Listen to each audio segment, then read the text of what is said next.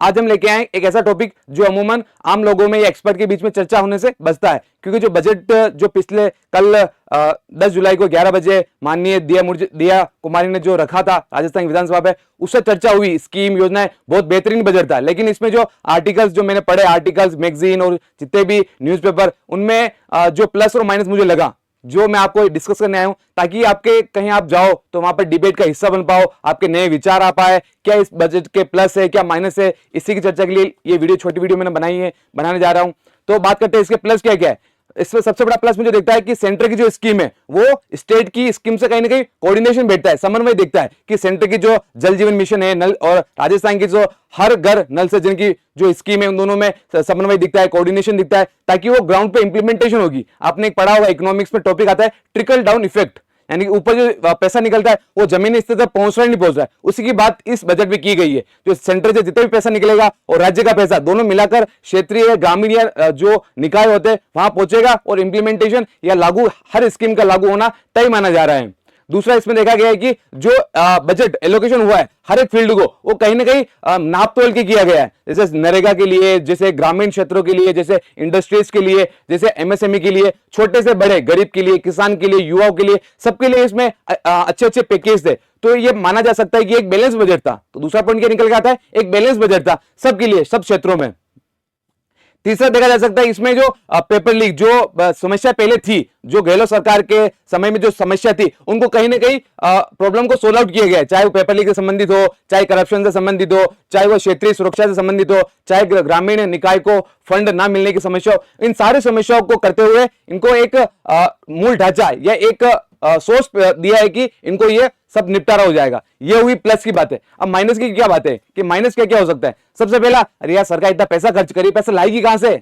2023 में जब 5.76 करोड़ रुपए बाहर से लेके आए थे, 5.76 लाख करोड़ रुपए उधार लेके आए थे राजस्थान गवर्नमेंट, तो कहीं ना इनका 60 से 70% जो जीडीपी का जो बजट है वो कहीं नहीं उधार से आ रहा है, और आधे से ज्यादा पैसा तो ये बजट क्या उधार देने में, जो उधार लाते उधार का ब्याज देने में निकाल देते। तो कहां से लाएंगे इतना बजट। सारे सेक्टर में जो अनुदान एलोकेशन किया है बजट का, तो कहीं ना कहीं वो पर्याप्त तो है, लेकिन पर्याप्त में भी अपर्याप्त दिखता है, क्योंकि वो उनका उधार लाके उसको भरना, ये कहां का वो बजट हुआ। मतलब आप जो देखते हो ना कि अपने बजट में क्या आता है, एक्सपेंडिचर आता है और रेवेन्यू आता है। रेवेन्यू आ रहा है और एक्सपेंडिचर जा रहा है, आय और व्यय। तो इसमें उधार की चीजें बहुत कम, उधार से सरकार का जो ऊपर ट्रस्ट है, जो इंटरनेशनल एजेंसी होती है, जो नेशनल एजेंसी है, उसका स्टेट गवर्नमेंट के ऊपर ट्रस्ट कम होता है, जिसकी वजह से जो फिस्कल डेफिसिट है, जो राजकोषीय आय, राजकोषीय व्यय है, जो वो घटता है, राजकोषीय घाटा बढ़ता है उससे, जिससे सरकार की साख कम होती है, जिससे इन्वेस्टर नहीं आता है, जिससे इकोनॉमिक ग्रोथ कम हो जाती है। तो कहीं ना कहीं सरकार को यह सुनिश्चित करना होगा उधार लाए, लेकिन वो कम से कम समय का उसको चुकाने की क्षमता, इतने रेवेन्यू रिसोर्स इकट्ठे कर पाए, इतने आय का कलेक्शन कर पाए, जिससे कि वो उधार को चुका पाए। पहला मुद्दा। दूसरा मुद्दा जीएसटी कलेक्शन की अभी भी बात की जाती है। जब 2015 में जीएसटी आया था 1 जुलाई 2015 को, तब सेंटर ने बात की थी कि जीएसटी का कलेक्शन का जो मुद्दा 14% जो है वो स्टेट को दिया जाएगा, लेकिन 2022 तक, 17 से 22 5 साल तक जो जीएसटी का जो 14% का जो क्राइटेरिया फिक्स का था कि अगर राज्य को जीएसटी से कुछ लॉस होता है तो सेंटर उसे 14% की तर्ज पर उसे जीएसटी का भरपाई मुआवजा दे देगा। लेकिन वो 2022 तक की था, 5 वर्ष के लिए जीएसटी काउंसिल ने यह तय किया था, लेकिन 5 वर्ष के बाद यानी 2022 के बाद किया तो कहीं ना कहीं जीएसटी कलेक्शन जो सेंटर को होता है 10 लाख करोड़ 8 लाख करोड़, उसका जो एक हिस्सा 14% जो राजस्थान को मिलने वाला है वो कहां से आएगा। अगर नहीं होगा तो राज्य को फोर्सफुली लोन लेना पड़ेगा, उधार लेना पड़ेगा नेशनल एजेंसी से या नेशनल सरकार से, सेंट्रल सरकार से, या बाहर विदेशी सरकारों से, विदेशी एजेंसियों से। तो कहीं ना कहीं जो जीएसटी का मुद्दा है वो भी बना हुआ है।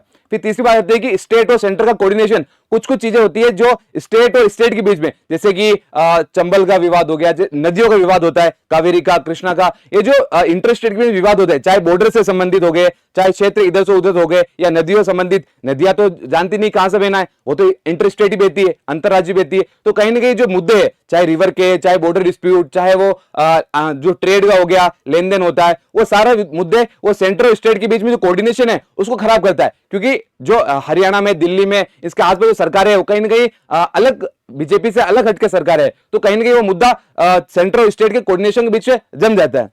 आगे बात करें नेगेटिव केस में, इस बजट में सारे क्षेत्रों को प्राथमिकता दी गई है, सारे क्षेत्रों में उचित पैसा या फिर बजट का एलोकेशन किया गया है। लेकिन कहीं ना कहीं जो चीजें होनी चाहिए थी, जैसे मंत्रिमंडल ने जो बात की थी कि रिटायर की एज बढ़ी जाएगी 60 से 65 तक या 60 से 62 तक, जो गुजरात, एमपी या हरियाणा में अलग अलग क्षेत्रों में, राजकीय क्षेत्रों में है, तो यहां पर राजस्थान में बात नहीं कही गई है। कहीं ना कहीं इसमें जो किसान के परिवार का ध्यान रखा गया, लेकिन किसान के लिए जो उचित मूल्य एमएसपी की बात इस बजट में नहीं कही गई है। जैसे सेंटर है एमएसपी गारंटी देने से थोड़ा बचता है, वैसे स्टेट ने भी कोशिश की है कि एमएसपी किसानों को दी जाने से बची जाए।